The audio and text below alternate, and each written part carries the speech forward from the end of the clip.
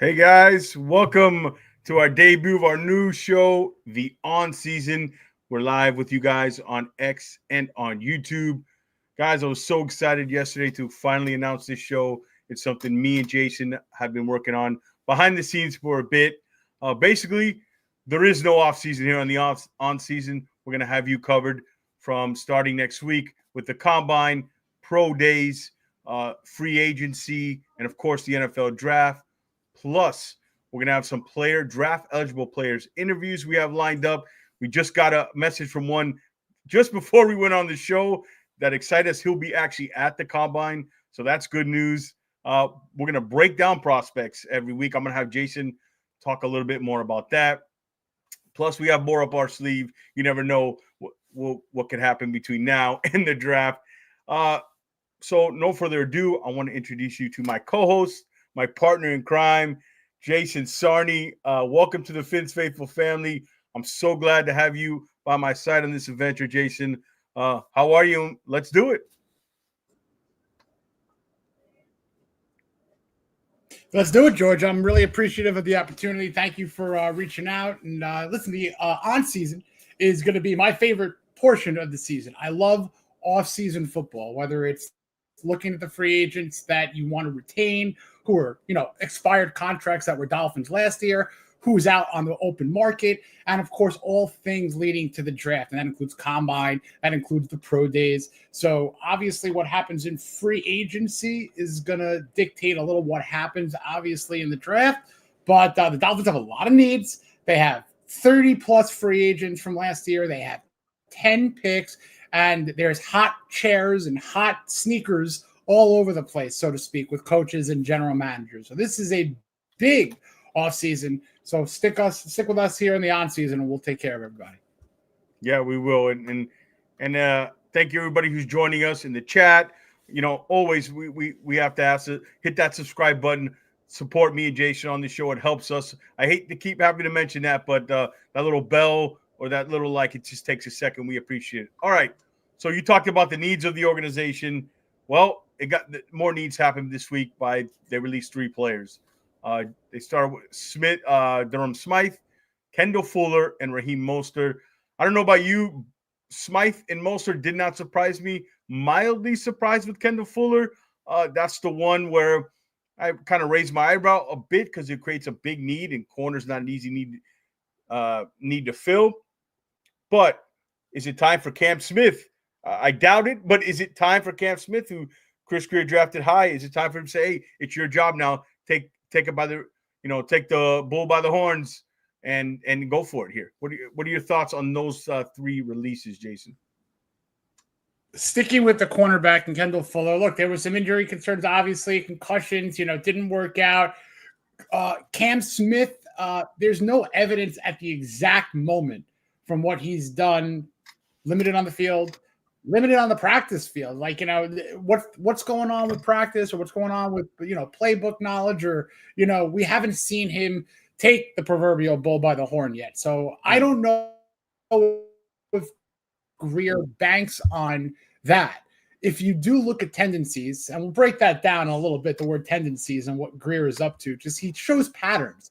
Cornerbacks, obviously a love of his. He loves pairing elite cornerbacks, even with Xavier Howard and, Byron Jones. That didn't work out, and they even drafted Noah Igbinoghene while they did that pairing. So just because they might get someone in free agency does not mean that they're done at cornerback or defensive back as a whole.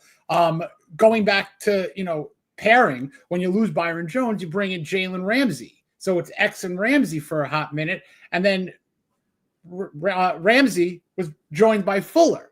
So there's always going to be that kind of mix and match to get an elite duo, it seems. So, I wouldn't be shocked if they're going to look at the free agents market and the top tier of the cornerbacks. Obviously, a lot of salary cap movement might have to happen. There's going to be some extensions. There's going to be some more casualties on the cap.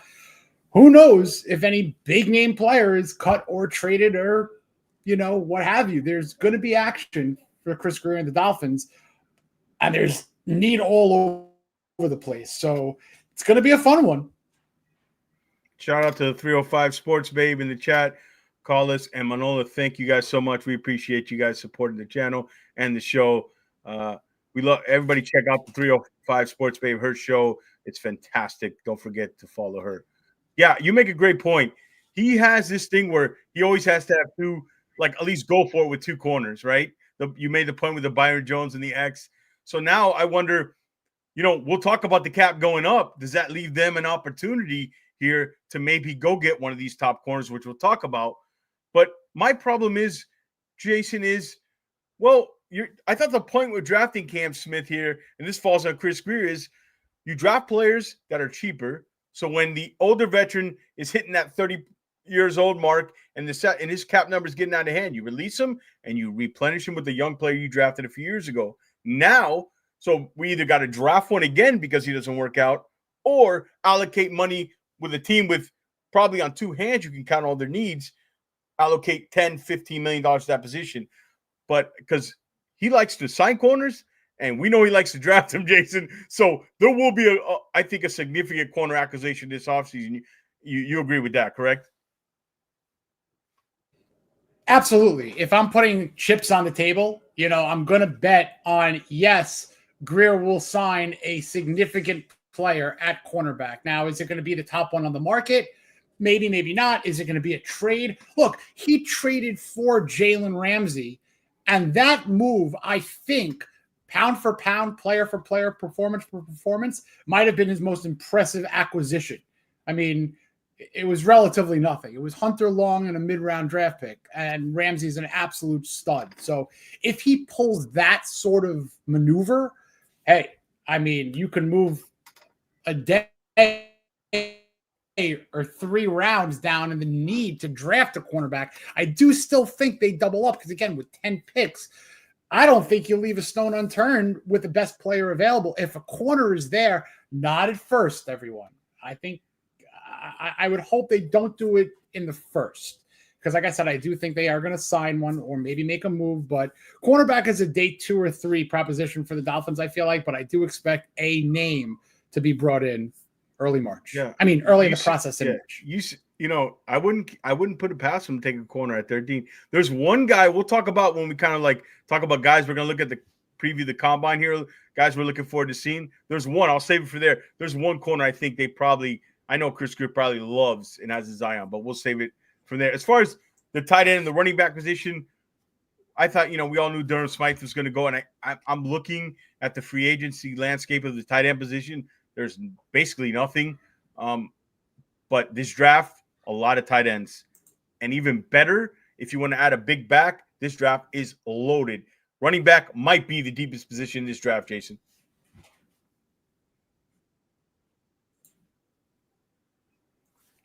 Yeah. I like the depth at the main positions that the Dolphins need, and even the bonus positions, which tight end, listen, when you dissect the tight end position, Jonnu Smith, yes, had a Triple Crown record-breaking year for the Dolphins. Wanting to add a specific Y inline blocking type of a tight end who can go out and make plays in the passing game, there's nothing wrong with that. No one's saying to replace Jonnu. Jonnu is what they call an F, a formation adjuster. Yeah, he plays tight end, but he lines up all over the field, and there might be better blockers out there, all due respect to Jonnu. So if you lose a Durham Smythe, who is the longest tenured offensive player that the Dolphins had prior to his release, and he was coming off of his lowest snap count year since his rookie year. So not surprising that they released him. And now they have Julian Hill, who did not have a good season whatsoever. So to need a tight end, you could say that. And to pair an actual Y-bred tight end with Jonnu on the field at the same time, mix and match, there's nothing wrong with the Ty Warren.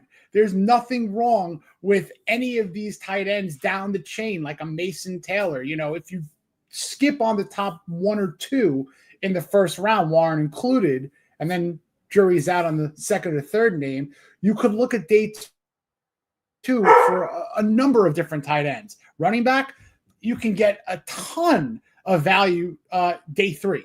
And, you could look at homegrown talent. You could look at, guys who are, power backs. You don't necessarily need another HN. You want to see what you have in Jalen Wright. But what you need is an absolute wrecking ball a guy who you just could say, listen, if I run you 3 times, all you need to get us is 3 yards, maybe 3 inches, literally. But that's their job as a rookie. So if you could find someone like that, round 5, round 7, I don't think they have a 6th round pick, but they have 2 4s, 2 5s. So if you can manipulate, the board and maybe get your guy who's a power back day 3, they did that last year. They traded up a future pick to get Jalen Wright. So with Mostert out, and you got to give a round of applause on the heck of a run he had as a Dolphin. It was a great tenure.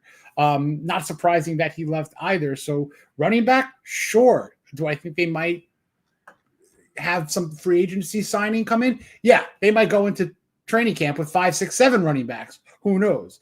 But again, a position that should be addressed, not saying that they don't have viable pieces already. You need to add the depth to this room. They didn't use Jeff Wilson at all last year, really. So you got 2 players. You need more. Yeah, and in this draft, especially big backs, like in the 3rd, 4th, 5th rounds, I mean, look no further than our backyard, Damian Martinez. Right. Other guys I'm thinking of, the kid from Michigan, Khalil Mullings. There's plenty of big Taj Brooks out of Texas Tech. I mean, there's plenty of guys. I mean, I can name you 15 guys, 20 guys maybe that I would like.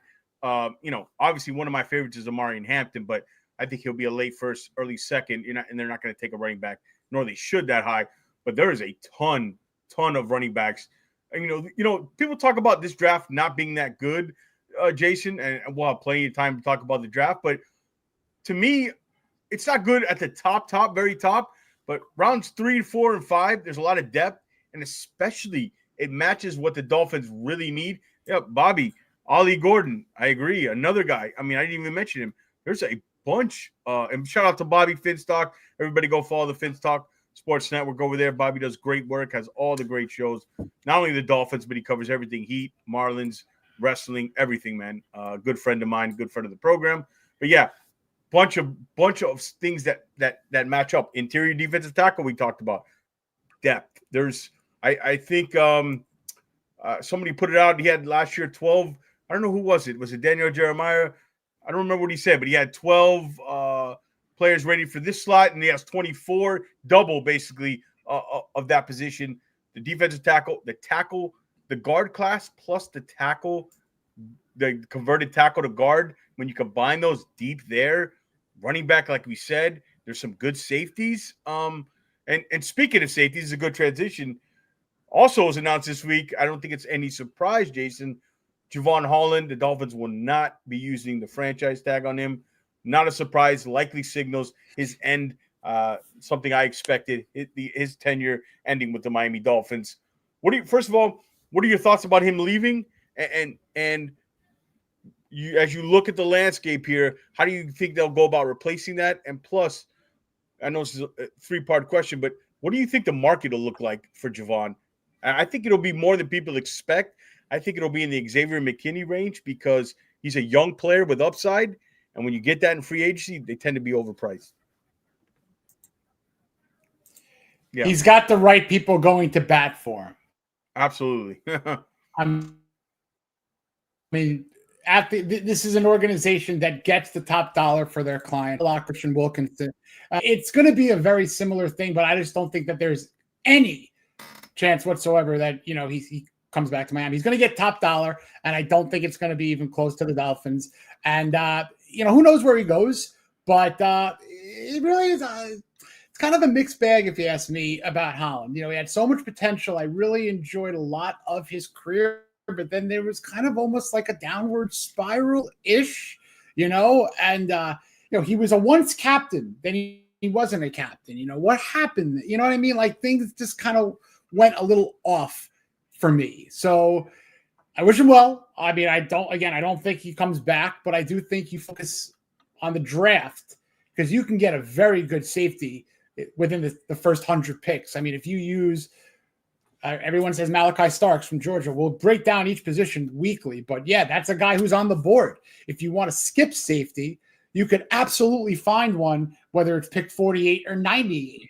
You can absolutely get a good safety in this class. There's like 7 deep before a drop off after the hundreds. So the 100, top 100. So Safety, I think, could be a double dip too. You might want to make a move with signing. I hate saying it, signing a veteran, not so much a Jordan Poyer veteran, but maybe an on the up veteran a couple of years ago, like a Deshaun Elliott. Only this time, keep him.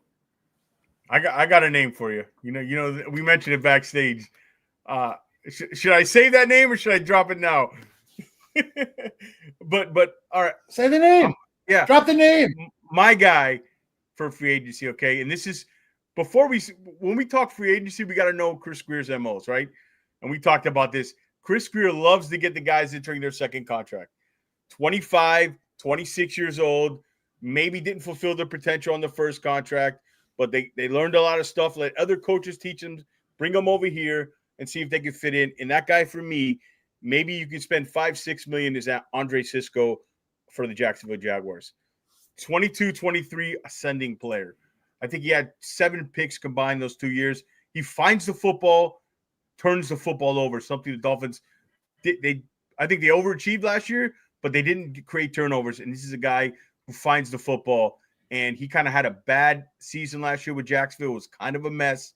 But let's be honest, the Jaguars in a whole are a mess. Maybe the change of scenery, and you get a guy like Jordan Brooks last year in his mid-20s, turns it on with you and takes that next level. He's a guy I think fits just what Chris Greer does. And a lot of these guys we're going to talk about, especially if they're in their mid-20s, I got news for you. I know it's sensitive to Dolphin fans. They're going to come with injury risk, right?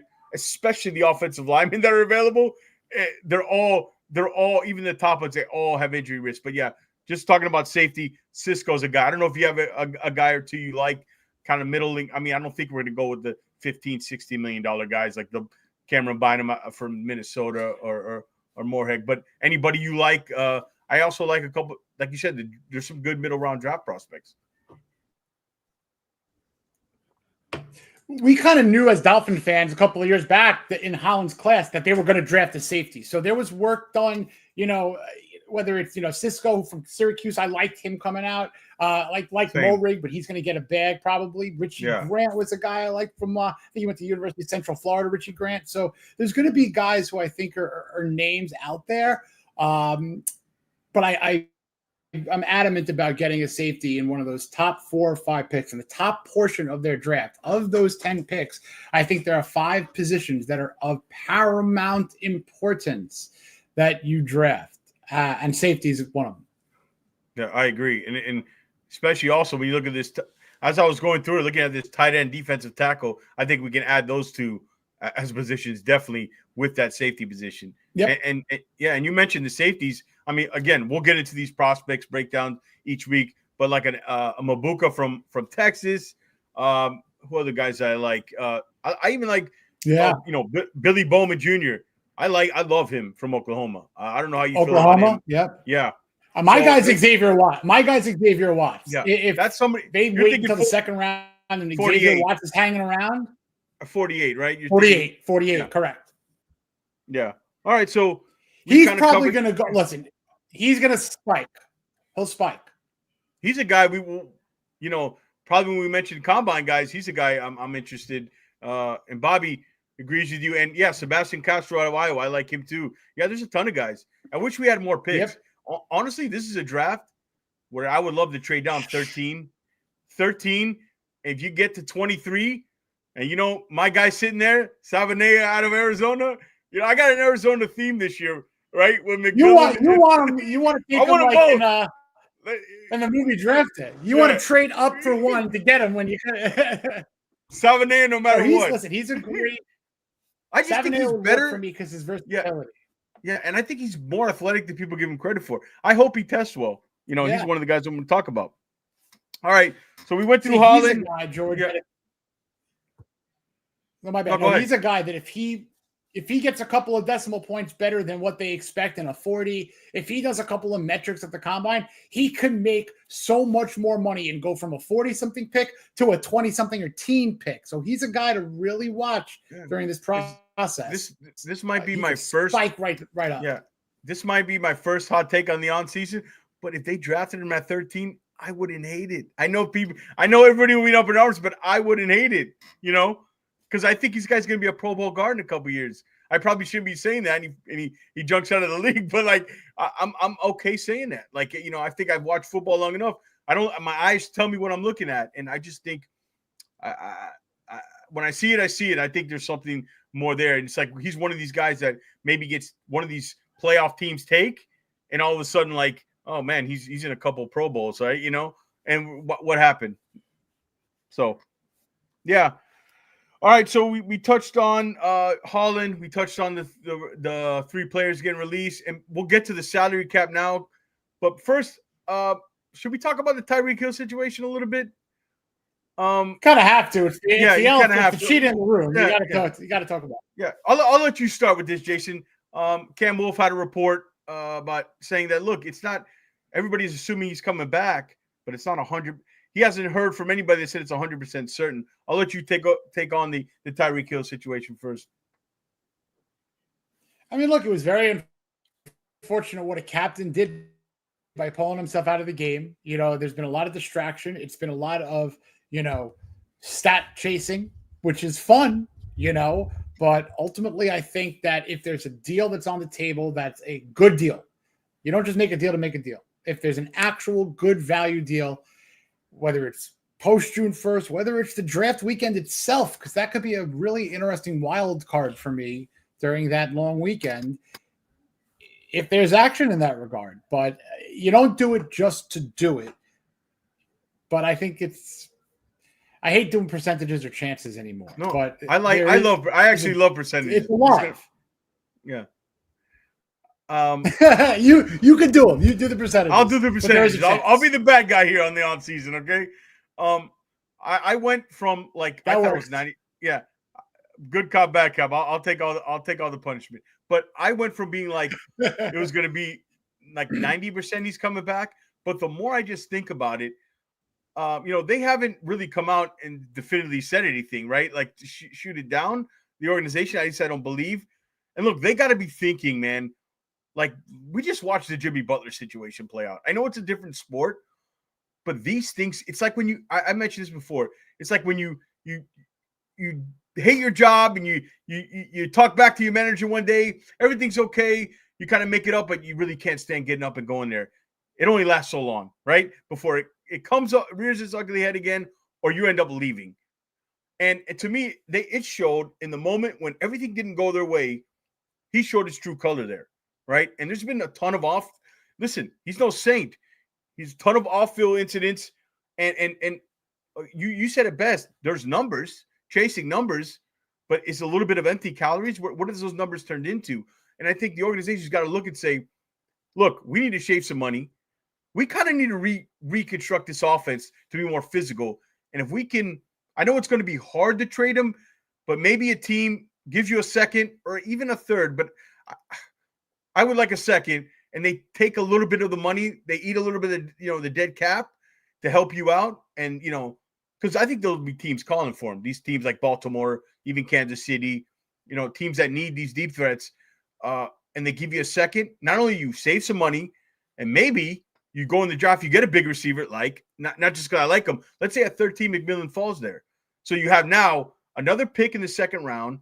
You have McMillan. You have a 6'5" physical receiver on the outside with Waddle. You have another pick to add, whether it's a safety or defensive tackle or whatever, and you kind of reconstruct and change the way your offense is kind of out. The money's allocated because this stuff, it's not working the way these small, fast stuff. The league's caught up to it, but it's not working. So maybe, to me, I always said the smart thing is to move off him. I'll say 65% he comes back. Jason. I mean, that's fair. And I do think that it's completely fair. And I do think that wide receiver should be addressed. I mean, the free agent class is not phenomenal. I mean, obviously they had T. Higgins just on the franchise tag. There's a couple of veterans maybe you could be okay with, but yeah, I would rather look at this draft class. You have that day 2 area, rounds 2 or 3. There's a lot of tall, big body wide receivers out there. My guy is Jaden Higgins from Iowa I know State. You love him. You love him a lot. Yeah, great route runner. Dude, he is the guy to get. He's a South Miami kid. He can play the slot, but he's maybe primarily X receiver. So if you move away from Hill. You have a ready-made guy who could be a running mate to Jalen Waddle, and then Malik Washington, who is, I think, just your slot guy.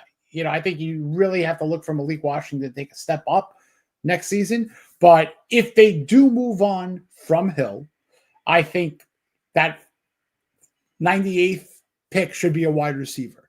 I really, truly do. But guys like Higgins, Jack Besh, who has been flying up the charts, he might not get past a top 50 pick. He's a little shorter than Higgins, but man, can he block? Can he go up and get it? Best line I think I've ever heard from a receiver is that he calls 50-50 balls, Jack Besh, 75-25 balls. Yeah, that was great. That's his ball. It's just phenomenal. And also, you got to love the story. It's obviously heartbreaking, heart-wrenching story behind him. But what a player. And you don't have to look far for another prospect that I love is his teammate Savion Williams, who's 6'5", I was just going to mention him. Who's athletic. Sorry, Jordan. Sorry, but he's another one of my guys, that I've been hoping the Dolphins kick the tires on, because he's a guy who could also be a wildcat quarterback. The Dolphins have had such horrible time with short yardage, third and or fourth and short. You're not doing a tush push with Tua. Definitely not. But maybe once in a while, you throw a gadget player in, like 6'5", Savion Williams. This guy could dive over the pile like he's in a dunk contest. So something to look for. Savion Williams, day 2. Yeah. So no percentage on winning. No percentage. No percentage. I was going to say, I like your 65%, but I'll get Jason before this sometime on the on season to get a percentage on somebody. Yeah, but no percentage. It's going to be something to watch. And I know people say, oh, it makes more sense post June, but the money, you're not going to have this. If you're going to trade them, teams are going to want them. They're not going to they're not going to let this linger post June 1st, right? Like, you're either going to know, and plus you want a draft pick this year for him, correct? I guess anything could be possible, but I would think you'd want to, because you could save more post June. I'm just saying maybe a team, a team could know that and not wait. But I don't think the Dolphins want this hanging over their head. If they're taking calls on them and the vibe is that they might deal them, I think this is something you want to get wrapped up pretty soon, maybe in the offseason, like before the draft, or to kind of know where you're going in the draft. It's kind of a need at wide receiver, even though I think it's a need anyways. But I would say there's a slim percentage for this. I'm not going to give a set number. But if there is an actual play of a trade that you said, a contending team late in the first, early in the second, if they want to just make the move for Hill and get a second round pick, good business would be just turn that second round pick into a wide receiver. Wide receiver, but there are plenty of speed burners left too that, it's, Jalen Royals, you can go with Trey Harris. You can go with so many different guys, Jalen Noel, Higgins, his teammate from Iowa State. You also could look at homegrown and Xavier Restrepo too. So there's a lot of wide receivers. Isaiah Bond, Texas. There's a lot of it's almost like pick your poison. What kind of wide receiver do you want? Because there's definitely classes of what type of guy you want to either pair with Waddle or even trio, adding Washington, or if Hill stays, got to consider that too. Maybe move wide receiver a little bit down the list. Torrey Horton, another guy, tall guy. Torrey Horton, Colorado State. Yeah, good player. So moving off Tyreek, the cap goes up now, right? So we went up a little more than expected. Good news for the Dolphins. I think it's projected to go up from 255 around to about 277.5 to 281.5.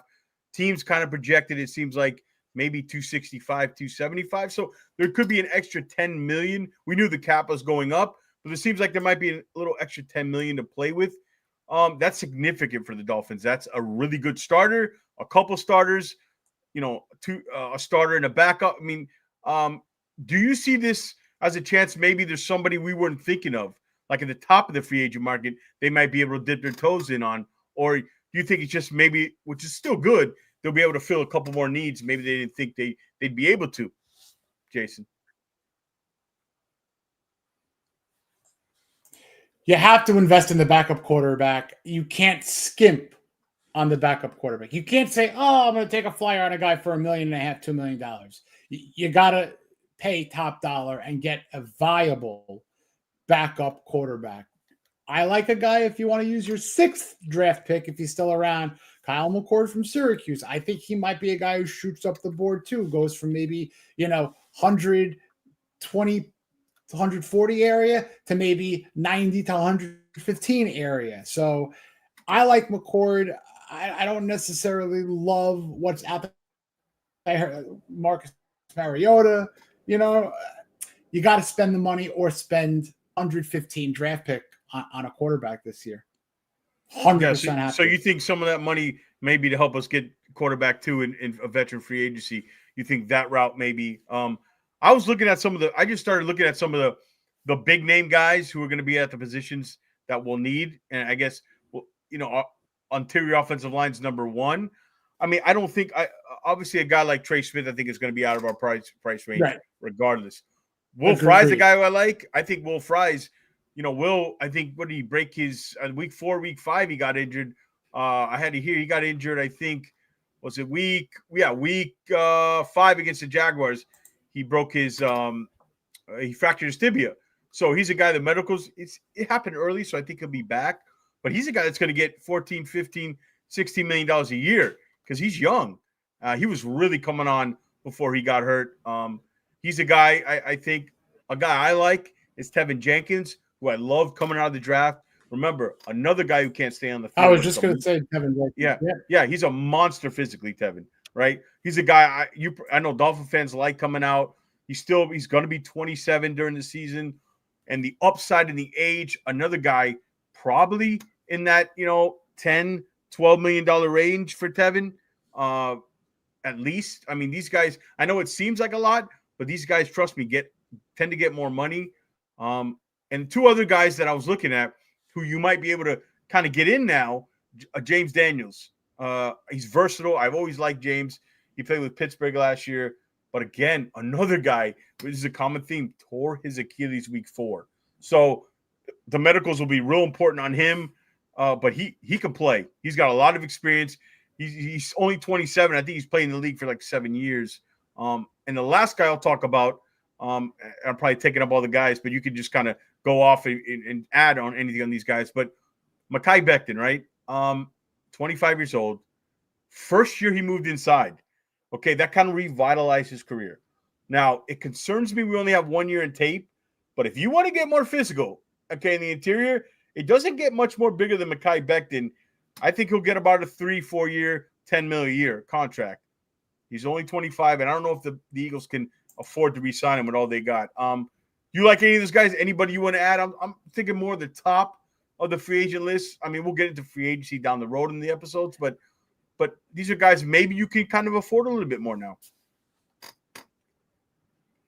Hey, Becton's a guy I'd welcome in a heartbeat. You need that physical inside presence. He's coming off a Super Bowl win. You made a great point that the Eagles just might not be able to hold on to him. Sure, let's take him if that would work from the economics of it. Now, if you do that, that would make 4 startable offensive linemen ready to roll. Now, the Dolphins have a lot of free agents from last year, including Liam Eichenberg, not endorsing bringing him back. I would not want that. I would be okay with a Rob Jones getting that 6th man, so to speak, that swing player, but not as a starter. But if you can get a guy like Becton or a Smith or spend some quality money on a guard, you could use a 2nd or 3rd or even 4th round pick on another interior offensive lineman, preferably on the earlier side, 2nd or 3rd. But it might make that 1st round pick not an absolute necessity to address the offensive line because you got an absolute monster in a potential Becton. So that could also be that could be a fun signing with the Dolphins signing Becton. He had a resurrection career, so to speak. So that could be fun. That is a Chris Greer MO signing, though, right? Mid-20s, young. He likes the younger free agents. Tevin Jenkins would be a wow. You know what I worry about? Who was the offensive lineman we signed from the Redskins that moved inside? He only played 1 year at guard. He's from UM. a few years ago. What was his name? Eric Flowers. Eric Flowers. I was about to say somebody in the chat. Maybe you could tell me. Oh, like that's my concern. Like he only has that 1 year on tape of guard play, kind of like Eric Flowers revitalized his career at guard. I think Becton's a better player than Flowers, but ironically, they were kind of drafted in the same range in that first round. And they both were $10 million a year players. I think, and that's also the number I project. I think you're looking at with Becton. Even though he's only done it 1 year and he's got a lot of injury history, people are going to fall in love with the upside. I mean, that is what happens because free agency usually don't get young players that are, it's not the draft and they cost more. So, Becton is somebody I like, and they just need guys to come off the bus that just look mean. I mean, we don't have that, right? I mean, like we're not overly physical. I know it's a cliche, but we need some lobby room players. You know what I mean? Like we need a Daryl Gardner. Stuff Tim Bowens. Like we're just we're just not physically, enough in a line of scrimmage. And these are kind of guys. I think you just can't go into the draft, Jason, and rely on the offensive line. I think they got to dip both. And I think they will. So I was thinking, maybe this salary cap raising helps them maybe go a little above what we expected on a player. I would say that position or corner, because those are positions that, like we mentioned at the top of the show, Greer loves. What about Asante Samuel Jr.? What is he gonna? What is he gonna cost? A guy who again, ascending player, had a bad year. And then didn't work. Yeah, I'll do it. I'll do it for the vet minimum. Go ahead. Yeah, it's not Samuel, a local kid. Great pedigree. I think that's in play. It would be very interesting to see what other cap casualties will come, or what other restructures, because everyone knows that they kick the tire down with the salary cap, they restructure, they find money. They'll find money. It's a ho hum, Yeah. But again, you look at a free agent market, you got to bring in an offensive lineman in one way, shape, or form. You got to bring in a defensive back. And it's interesting. There's a lot of different ways they can go with this offensive line situation. If you bring in a Becton or a quality veteran guard, you could draft one later, and then you can keep relative continuity with either Teron Armstead if he's there, or if he retires, you have Patrick Bowles and waiting in place, and you keep Austin Jackson. Let's get a full healthy year out of him from right tackle. But the other road, and I know this has been debated on Twitter, is if, a Kelvin Banks or, one of the top end Campbell offensive tackles are available, do you experiment with moving them to guard, much like they did with Laramie Tunsil when they got him at 13 way back when? Remember, they had Brandon Albert as an all-pro left tackle, so they used Tunsil as a guard for a hot minute for a year, and then they moved him to tackle. So I don't necessarily know if you move Austin Jackson to guard and you put the tackle in the natural spot, if it's one of those top 5 or even 3 guys in a Banks or a Campbell. It's a road to ask yourself if you want to travel down, if you miss out on free agency, should one of those top 2 or 3 tackles be available? Yeah, I mean, what about a guy who I love? We talked about this before. Is like a Josh Simmons. Like he's a pure left tackle. Injury. Hey, I mean, injury fits the bill. Medical chart before. But look, healthy. Like I told you, I was watching Donovan Jackson film, and when he played next to him, because Jackson played all over the place. When he played next to him, you just couldn't stop looking at Simmons. This guy's a pure left tackle, healthy. He's better than Will Campbell. He's a top 5 guy. I think he'll fall down to one of these playoff teams because of the injury. And I think the combine is big for him. He's not going to work out, obviously, but it's big on the medicals for him. But then, okay, you have your day one, you have your Teron Armstead replacement. You don't even need to bring back Teron Armstead. This guy's healthy. He can come in and play left tackle. Patrick Paul, right tackle. I don't know. Jackson was fine there.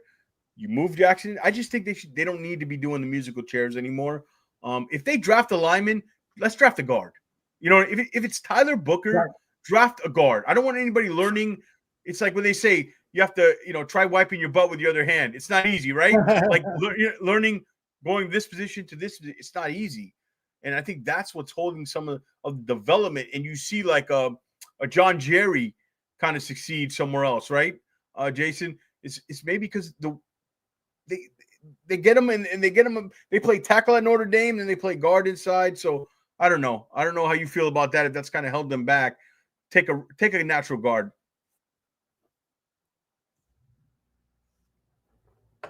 Okay, we lost Jason. I think Jason, you're frozen. But anyways, we'll move on. We'll wait for Jason to get back. I don't know what happened to him. He's kind of frozen in there. I think Tom Garfield or Stephen Ross shut him down because they didn't want him talking about the Dolphins' offensive line history. We'll wait for Jason to come back. But in the meantime, let's preview the Combine. I want to preview some guys. The Combine starts Thursday, the 27th, with I believe it's the defensive line and linebackers, and it takes you all the way up to Monday, ending with the offensive Sunday or Monday, ending with the offensive lineman, I believe. Some guys, I want to highlight some guys that I think Dolphin fans should be looking for, or not only that fits their needs, but also fits what I think Chris Greer and the Dolphins could be looking for. So I'm going to start with a corner. I mentioned at the top of the show that there was a corner that I thought at 13 the Dolphins could be kind of staring in their face, that they would like all the things that he does. And he's a guy I want to see how well he tests at the Combine. That's Jahadi Barron from Texas. He's a physical guy, 5'11", 200 pounds, good size, but can play inside, can play outside, great route recognition, kind of, is a ball hawk back there, has been moving up boards. I think the league is higher on Barron than what you see with the draft Knicks. And his deep speed is a question. So I think if this guy runs in the 4.4s, he's a player I think Chris Greer is going to be looking at, especially with the Fuller injury at cornerback position. So he's one of the guys I think they're going to be looking. I know Dolphin fans don't want to hear that. Like Steve says, we need a bookend guard for sure. I agree, but I think don't be surprised if that's a position they look at. And we have Jason back. Jason, how you doing? You back? You okay? Hey, did Chris Greer shut you down, man? Exactly right. The on season is back. We had a little bit of the on season is full. Right? They unsuccessfully tried to end the program, but we're back. All right, I was just getting to the Combine, guys. I mentioned a guy kind of who we're looking at, guys who we're excited to see maybe at the Combine, especially Dolphin fans should be looking at. I mentioned Jahadi Barron from Texas. I think the league is higher than him than the draft Knicks and the CBS Sports and Bleacher Report and all these guys. The thing with Barron is I think the Dolphins really are going to like him. He's 5'11", 200 pounds, can play the nickel, played a ton of nickel, can play on the outside. He's versatile. He's kind of like a Swiss Army knife back there, but I think he's shown he can play outside. Question is deep speed, Jason. I think if he runs in the 4.4s, I'm just saying he would be in consideration at 13. Now, will they do it? I don't know. And I know Dolphin fans won't like it, but he's one guy I'm looking forward to watching. What are your thoughts? Is cornerback? He somebody? Yeah, go ahead. Oh no, absolutely. I mean, there's 3 or 4 stud cornerbacks that's going to go in the top portion of the first round. Will Johnson from Michigan, if he slides down to 13, we all know he's another guy. If he runs sub 4.45, he won't be there at 13. Oh yeah, 100%. He could be a top 9. But yeah. As much as we all joke about it, with Greer's propensity at the position, yes, a cornerback is in play. A defensive tackle is in play. Does he draft an interior lineman at 13? That's very out of his bag. It's usually a tackle, if anything, there. But again, he used Tunsil to play guard. So I don't know.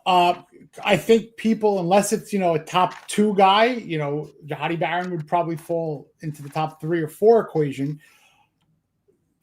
Dolphin fans might be upset with a cornerback pick in the first round. I think that's the joke going around, but I'm just saying that I think that he's the kind of guy they'll like, though. Oh, yeah, 100%. I mean, player-wise, you're 100% dead on. Yeah. Will that be value for the Dolphins at 13?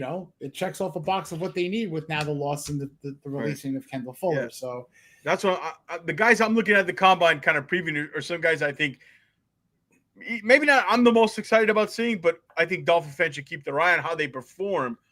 It could be the difference them going 25 or them going 13. You know what I'm saying? Like, players don't drastically move up, but they can move a tick 5-10 spots up. They don't. I think it's a I think it's people don't move up 2 rounds, 3 rounds. You know, at this point, a small percentage, maybe a very small small percentage will spike, but it's not like everyone's fluctuating. Usually, people aren't moving so much, but there's going to be a small 2-3% of this class that is going to spike heavily, and it might take a 40. I mean, look, is there going to be a guy to break an Xavier Worthy 40-yard dash record? I don't know, but if that happens, he might have just bought himself a first-round guarantee, much like Worthy did. And we'll make our prediction at the end of the show. A couple guys we think that might have a chance. How about that? Uh-oh. All right, so I'm going to give you a couple more guys I like that I'm looking forward to the combine and Dolphin fans should look for, and then you can follow up and give some guys you like. Another guy for me is Kenneth Grant. Kenneth Grant is teammate of Mason Graham, who probably goes in the top 10. Kenneth is massive, 6'3", 340 pounds, dominant run stop. But I think right now he's looked at as a 2-down defensive tackle, but I think there's some upside there as a 3-down guy. There's a little pass rush upside for a guy his size. I think he's going to test really well. Like if he runs under the 4'9", 4'8", something crazy like that at his size, again, could move up a tick and could be something the Dolphins, and I'd have no problem them taking Kenneth Grant. I actually like him for the Dolphins, even a little more than Mason Graham, as crazy as that sounds. So he's a guy I'm looking for. Nick Emanwori from South Carolina, he's going to test well. And when you see him in those shorts and shirts, you're going to fall in love with him. 6'3", almost 230 pounds. Man, probably runs in the 4.3s. Pretty good instincts too. Not just a height, weight, speed guy. Instincts are good. Now he's a little tight in the hips, not as fluid as like Malachi Starks, but to me, spoiler alert, he's my number 1 safety. I'm just fascinated to see how he runs. And of course, Sarney from Arizona, I love him. I just want to see him prove that he's a little more athletic, and maybe he'll test so well that it'll leave a better taste in the mouth for Dolphin fans to be able to stomach drafting him at 13. Maybe that's just me being selfish. There's plenty more guys I could talk about. Jason, go ahead. Give us a few names. Give us a few names of the listeners on the on-season who we should be looking at the combine. Okay, Gray Zabel, from North Dakota State University. I'm a big fan of him. I like Wyatt Milam too. If we're sticking with the offensive line, I'm going to go with the big nasties, man. The guys who I think just no matter where they end up are going to be home run picks. Tate Ratledge, Donovan Jackson. These guys are going to be interior linemen that are all going to be Pro Bowl potential. I think you got to get one of them. Jonas Savaiinaea might be a first-round pick, but if he's around at 48, oh my God, he could be a run-blocking mauler. They better turn the card in.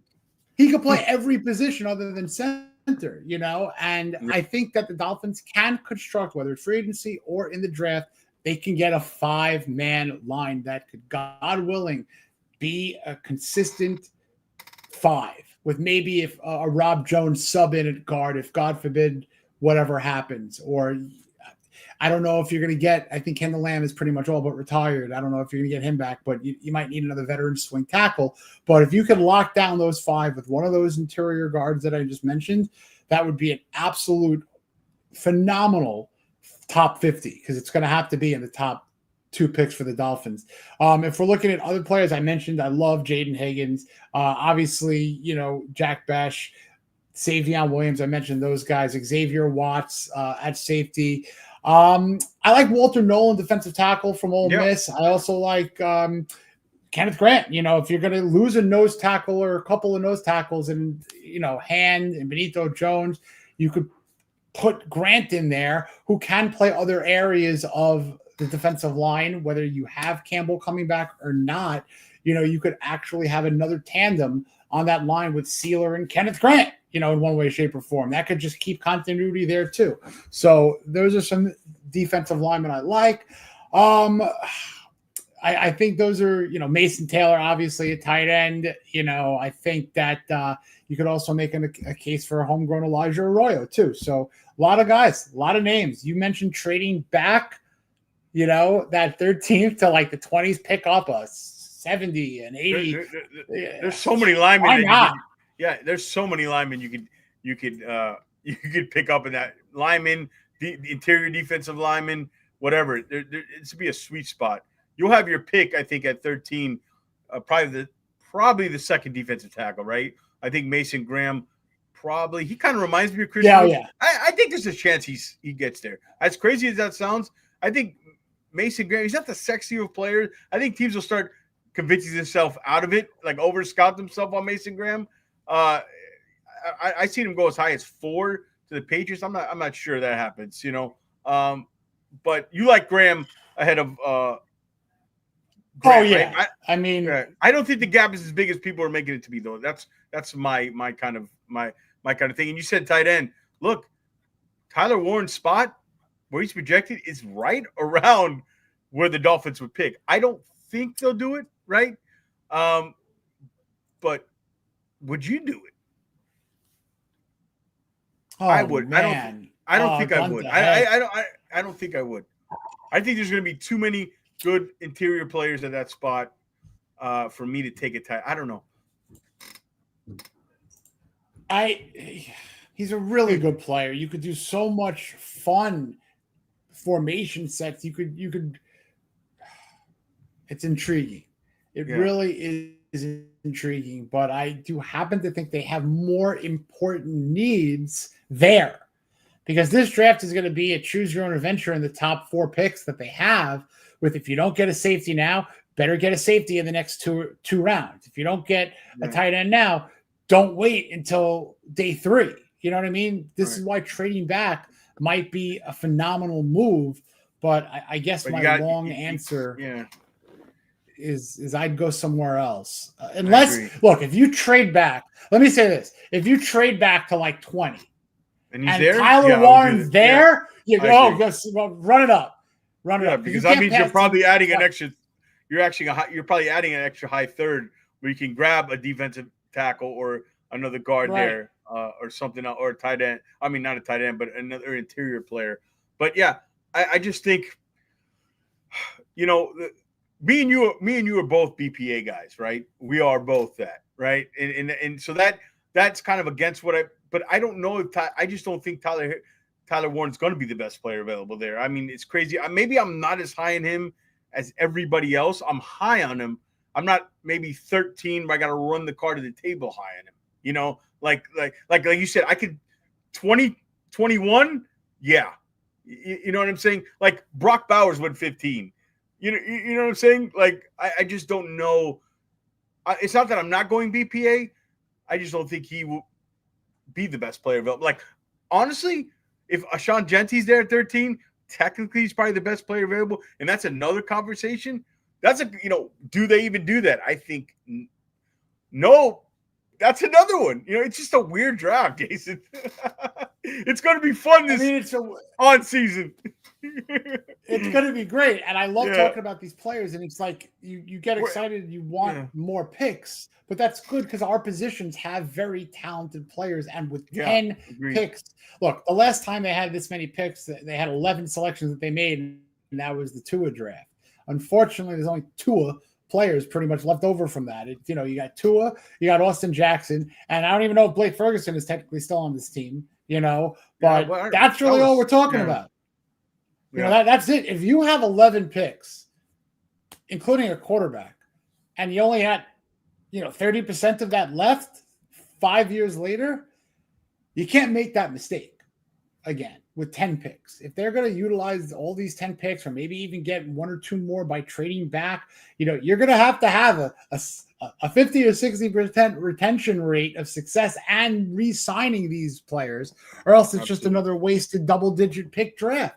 Not every team has the luxury of being able to take 2 picks, move up the board if they want, move down the board, then manipulate those picks. 10 picks is huge, I think, going into a draft with 9 huge needs, arguably, and 1 or 2 luxury needs. So that's why the trade down thing too is because I also want to get some more picks in the top 100. Like a lot of our multi-round picks are in round 4, which is good.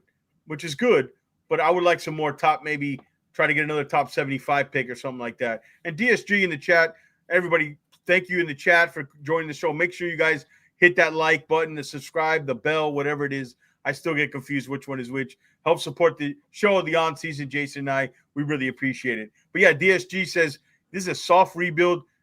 year 1 of 3. Look, I don't know if Chris Greer and Mike McDaniel can afford a soft rebuild. I don't think they have 3 years. I would like to think that if we have a similar season, we don't make the playoffs, they're both looking for jobs. I think all 3 are looking for jobs. The quarterback, the head coach, and the GM. Maybe not the quarterback because the money is going to be difficult to move off, but like it's maybe a soft rebuild, but they got to turn around this year, right, Jason? I mean, they don't have the luxury of 3 years. There is, I don't want to say 0% chance because that's the whole theme is not going. Chris Greer, let me tell you something. Yeah. Chris Greer, I don't say anything. I don't say anything, man. All right, I'm not saying anything. If there isn't a playoff win or 2, if there isn't a chance to play in a game to go to the Super Bowl, it's done. It's done. So you can't have another mediocre year. You can't have another in the playoff out, which wasn't even the case this year. Greer has an opportunity with 10 picks, and it's make or break to move up and down the board as he sees fit to get a player. So if he does move back and accumulate more picks, I'd like to hope that on day 3, he might take 2 of those picks and move up the board 9 picks and get a guy who he wants. So kind of that robbing Peter to pay Paul. I think he's got to make some noise this draft.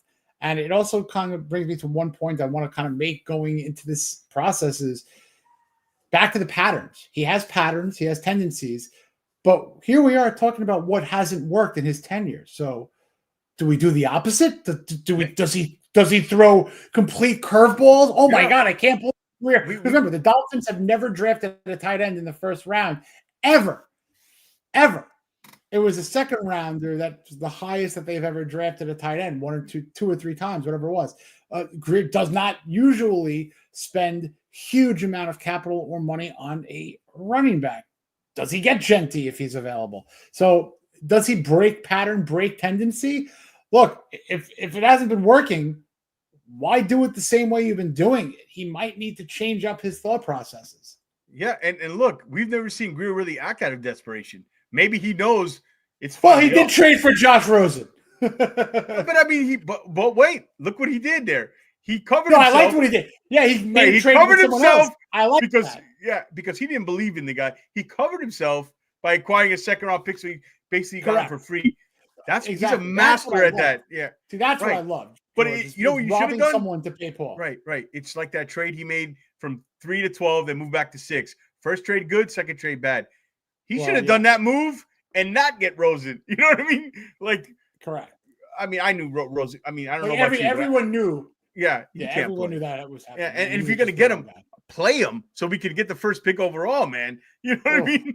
Like they can't do anything right. But yeah, so I think we've almost got an hour. I appreciate everybody for joining us. Let's end it on the fact is the combine is next Thursday. We'll be live actually towards the end of that day 1 when it's the linebackers and defensive line. I think I'm not totally sure. Yeah. But we'll be live next Thursday through that.